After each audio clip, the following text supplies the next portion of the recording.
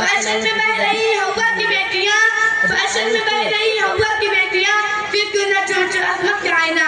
जहाँ बातें की कुत्ते में खराबी है, वह एक अमीर गिबत और चुगलखोर भी है। तुम मेरे से बात की भी गिबत न करे, क्या तुम्हें पसंद करेगा कि अपना मुंडा भाई का दोस्त का है? तुमको उससे गिर नहीं आएगी अपने अपने गिरबानों में मुंह डाल कर झाके। क्या कोई बहन गवाह करेगी कि अपने मरा हुए भाई का दोस्त का है? तुमको उससे गिर नहीं आएगी।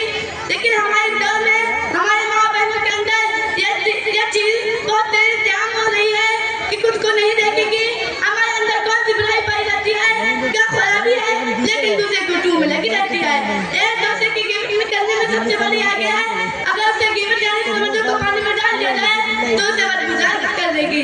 सैयदना नूरुल्लाह अलैहिस्सलाम कहते हैं कि एक मर्तबा आप सल्लल्लाहु शैतान को देखा, एक हाथ में शहद और दूसरे हाथ में राख लिए जा रहा था। आप सल्लल्लाहु ने फरमाया, ऐ खुदा के दुश्मन, ये शहद और राख किस काम आते हैं?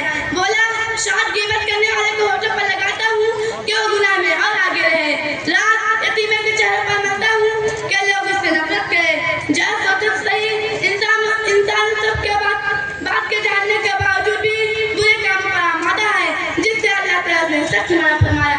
अब आखिर में कहा कि अल्लाह ताला हमको हुस्न अमल की तौफीक दे, आमीन। तक़ब्बल या रब्बल आलमीन। वस्सलामु अलैकुम व रहमतुल्लाहि। वालेकुम अस्सलाम व रहमतुल्लाह।